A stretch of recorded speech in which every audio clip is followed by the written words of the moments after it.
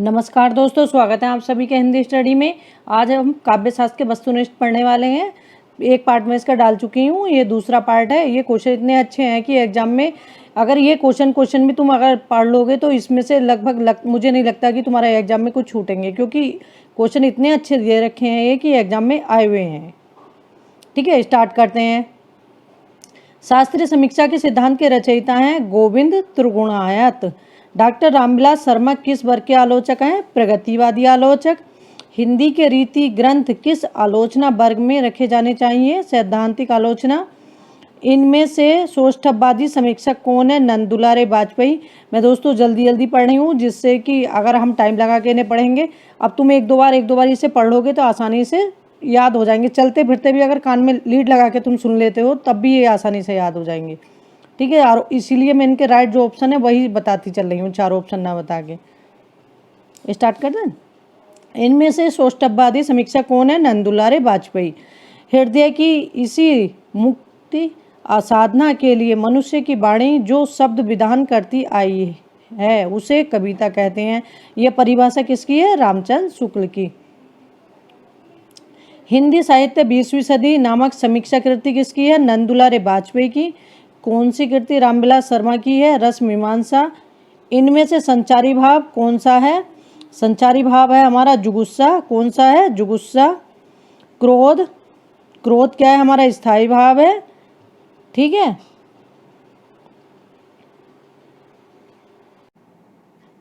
ये 87 का हमारा क्वेश्चन है। निम्न सूचियों को सुमेलित कीजिए। इसमें क्या है? क्रोध हमारा क्या है? स्थायी भाव है। अभिहिता क्या है? संचारी भाव है। वैवर्ण्य क्या है? अनुभाव है, सात्विक अनुभाव है। शकुंतला क्या है? आलंबन विभाव। ठीक है, इसका ऑप्शन हमारा ये सही होगा। आगे देखते हैं। अभिव्यक्तिवाद के प्रतिपादक आचार्य कौन है? अभिव्यक्तिवाद के प्रतिपादक आचार्य अभिनव गुप्त। आचार्य रामचंद्र शुक्ल किसका साधारणीकरण मानते हैं? आलंबन धर्म का। आचार्य वामन ने किस संप्रदाय का प्रवर्तन किया है? रीति संप्रदाय का। किसका प्रवर्तन किया है? रीति संप्रदाय का। गुणों की संख्या कितनी मानी गई है? गुणों की संख्या 3 मानी गई है। प्रसाद, माधुर्य और ओज। ठीक है, लेकिन अलग अलग लेखकों ने अलग अलग मानी है। लेकिन जैसे पूछते हैं कि गुणों की संख्या कितनी मानी गई है? 3 ही मानी गई है। रस 10 रूपक के कितने भेद बताए गए हैं? 10 रूपक के कितने भेद बताए गए हैं? 10। ये भी मैं डाल चुकी हूँ, उसको देख लेना, क्योंकि उसमें बहुत अच्छे से मैंने दिया है। और ये भी दिया है कि जैसे इनके भाग हैं, प्रहसन, बीथी, अंक, ब्रहसन, ये सब नाटक के भाग हैं। रूपक नाटक के भाग हैं, तो इसमें कितने कितने अंक होते हैं ये भी मैं डाल चुकी हूँ। यमक किस प्रकार का अलंकार है? शब्द अलंकार। सादृश्य पर आधारित अलंकार है। इनमें से सभी उपमा, उत्प्रेक्षा और रूपक तीनों। कुबले आनंद के रचयिता हैं अप्पय दीक्षित। कविप्रिया किस रीतिकालीन आचार्य की कृति है? केशवदास की। अस्तित्ववाद के प्रवर्तक हैं किंकरडे। पूर्व पर संबंध में रहित काव्य होता है, यह है मुक्तक काव्य। मुक्तक काव्य और खंड काव्य होता है हमारा। जैसे मुक्तक काव्य वो जिसमें किसी चीज़ की कोई बाउंडेशन नहीं होती, ना कोई रस, छंद, अलंकार, कोई। आगे देखते हैं। जैसे महाकाव्य है, महाकाव्य हमारे वो होते हैं जिसमें कम से कम 8 सर्ग होने चाहिए। खंड काव्य वो होता है एक विशेष को लेकर, जो किसी जीवन की किसी एक विशेष घटना को लेकर लिखा जाता है, वो हमारा खंड काव्य होता है। प्रबंध काव्य के अंतर्गत ही महाकाव्य और खंड काव्य आते हैं हमारे। पूर्व पर संबंध के काव्य युक्त काव्य होता है। इनमें से सभी महाकाव्य, प्रबंध काव्य और खंड काव्य। हिंदी में सौष्ठववादी समीक्षक हैं नंदुलारे वाजपेयी। ये स्थापना और तर्क के क्वेश्चन है, इनको देख लेना, ये हमारे नेट में पूछे जाते हैं। केशव के रस दोषों का वर्णन किस ग्रंथ में किया है? केशव ने रस दोषों का वर्णन किस में किया है? रसिक प्रिया में। मम्मट ने कौन सा काव्य प्रयोजन सकल मूलीभूत प्रयोजन माना है? कौन सा माना है? सदा परिनिवृत्तये। तुलसीदास का काव्य प्रयोजन है लोकमंगल और स्वांत सुखाय। ए और बी दोनों है, इसका ऑप्शन डी सही होगा। तुलसीदास का काव्य प्रयोजन क्या है? स्वांत सुखाय और लोकमंगल दोनों है, इसका ऑप्शन हमारा डी सही होगा, ए और बी। रीति को पद संगठन नाम किसने दिया है? आचार्य विश्वनाथ ने। मम्मट ने रीति को कहा है वृत्ति। इनमें से ध्वनि विरोधी आचार्य हैं, ये सभी हैं मुकुल भट्ट, महिम भट्ट और भट्टनायक। आनंद वर्धन ने ध्वनि के कौन से भेद माने हैं?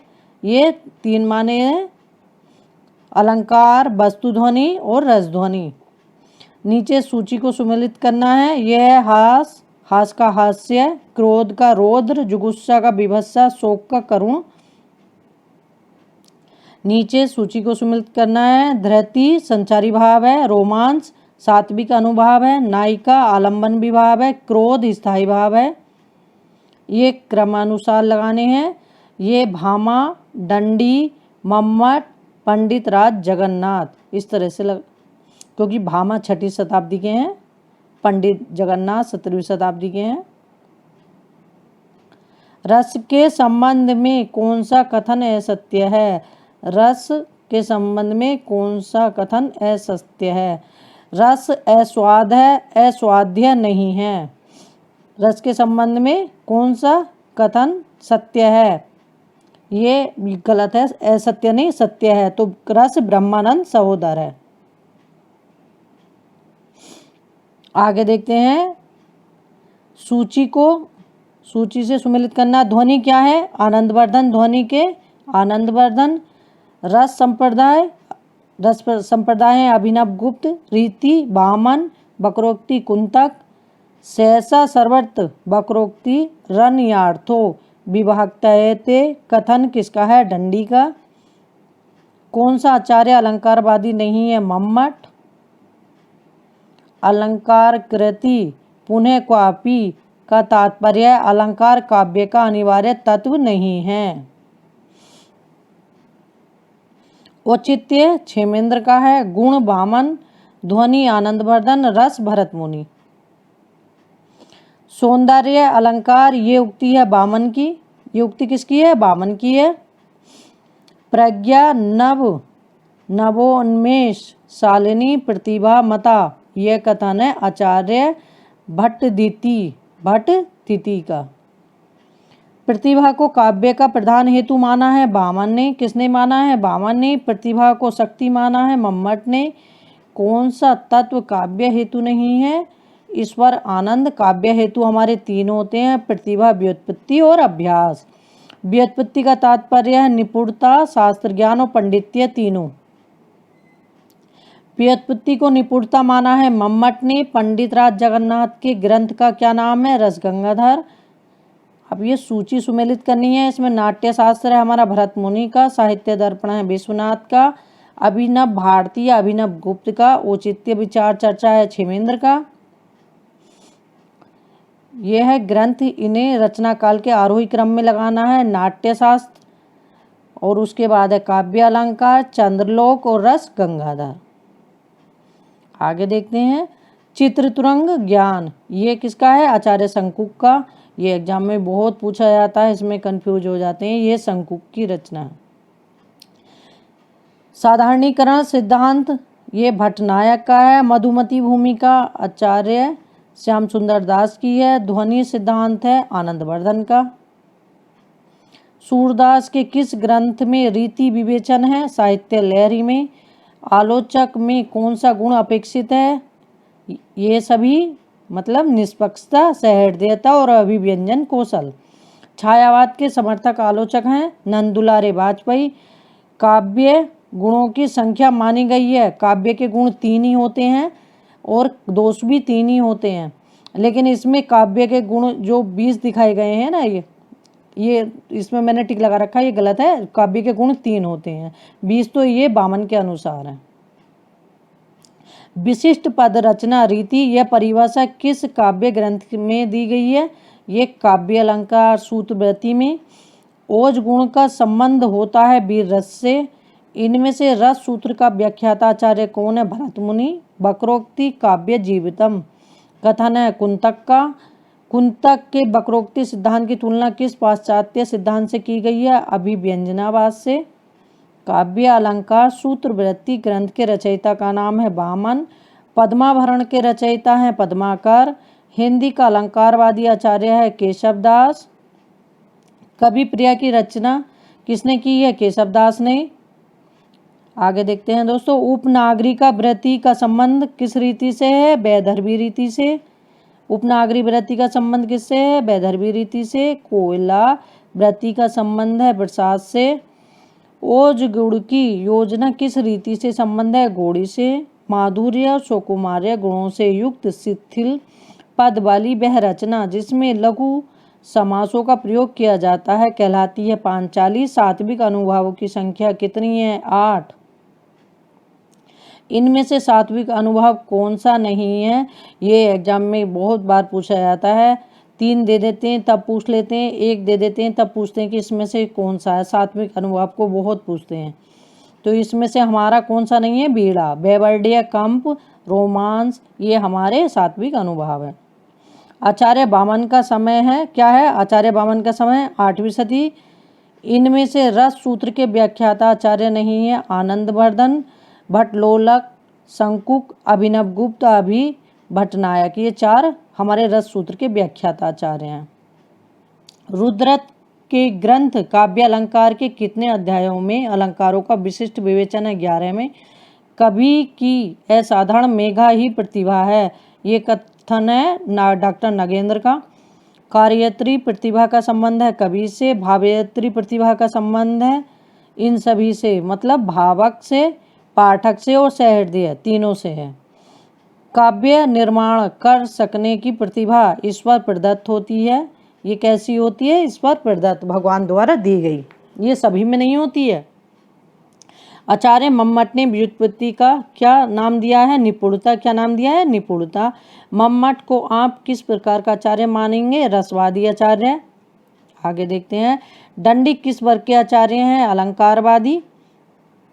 अब ये हमारे सूचियां इन्हें सुमेलित करना है। काव्य शोभाकरान धर्मान अलंकार प्रयच्छते, ये हमारा दंडी का है। सौंदर्यम अलंकार, ये है वामन का। सहसा सर्वत्र वक्रोक्ति रूप्यार्थ विभागते, ये है भामा का। ये अलंकृति पुनः क्वापी, यह है मम्मट का। नीचे भी सूची सुमेलित करनी है। ये है हमारी काव्य अलंकार सूत्रवृत्ति किनकी है? वामन की। काव्य अलंकार सार संग्रह है उद्भट का। काव्य अलंकार है भामा का। कवि प्रिया है केशव दास की। नीचे देखते हैं, रचना काल के आरोही क्रम में इन्हें व्यवस्थित करना है। तो इसमें पहले कवि प्रिया, रसराज, काव्य निर्णय, पद्माभरण। आगे देखते हैं, सूची सुमेलित करनी है। ये भी अलंकार मंजूषा है लाला भगवान दीन की। रस कलश किसकी है?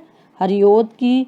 साहित्य लोचन श्याम सुंदर दास का। साहित्य लोचन श्याम सुंदर दास का। सिद्धांत और अध्याय गुलाब राय का। रसिकानंद के रचयिता कौन है? ग्वाल कवि। रसिकानंद के रचयिता कौन है? ग्वाल कवि। श्रृंगार निर्णय किसकी कृति है? भिखारी दास की। श्रृंगार निर्णय किसकी कृति है? भिखारी दास की। ये दोस्तों बहुत अच्छे क्वेश्चन है, इन्हें 1-2 बार पढ़ोगे, चलते फिरते भी अगर तुम सुन लेते हो इन्हें काम करते हुए, तब भी आसानी से याद हो जाएंगे। ये एक ऐसा है कि जो पूरे काव्य शास्त्र का निचोड़ है। बहुत सारे अच्छे अच्छे क्वेश्चन मैं सोच रही हूँ अगर तुम थ्योरी भी नहीं पढ़ोगे, क्वेश्चन ही पढ़ोगे, तब भी बहुत काम आएंगे। थैंक यू दोस्तों।